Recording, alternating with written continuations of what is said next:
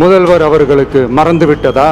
அரசியல் செய்ய விருப்பமில்லை, அரசியல் செய்ய விருப்பமில்லைன்னு அடிக்கடி சொல்ற முதல்வர் தமிழக சட்டமன்றத்தில் நமக்கு எதிராக பேசிய பேச்சில் எவ்வளவு வன்மத்தை கக்கியுள்ளார் என்பதையும், எப்படிப்பட்ட ஒரு அரசியல் செய்ய முயல்கிறார் என்பதையும் தமிழக மக்கள் உணராமலா இருப்பாங்க. நாங்க ஒரு இடம் செலக்ட் பண்ணி கேட்போம், மக்கள் நல்லா ஸ்பேஷியஸா நின்று பார்க்குற மாதிரி.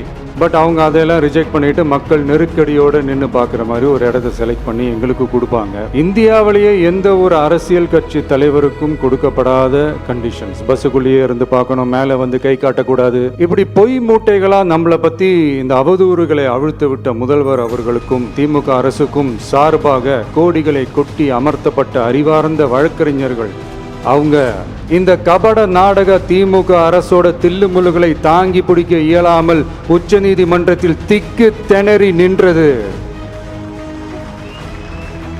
இந்தியாவிலேயே எந்த ஒரு அரசியல் கட்சி தலைவருக்கும் கொடுக்கப்படாத கண்டிஷன்ஸ். பஸ்ஸுக்குள்ளேயே இருந்து பார்க்கணும், மேலே வந்து கை காட்டக்கூடாது, இப்படிலாம் ஒரு அதீத கட்டுப்பாடுகளை கொடுத்த உடனே எங்கள் சைட்லேருந்து ஒரு அறிக்கையும் வெளியிட்டோம். அது மட்டும் இல்லை, தமிழக வெற்றி கழகம் சார்பாக அனைத்து கட்சிகளுக்கும் சமமாக ஒரு முறையான ஒரு பொது வழிகாட்டு முறைகள் SOPஸ்ன்னு சொல்லுவாங்க, அதையும் வழங்கணும்னு சொல்லி உயர்நீதிமன்றத்தையும் நாடி இருக்கணும். இதுவும் தமிழக மக்கள் உணராமலா இருப்பாங்க.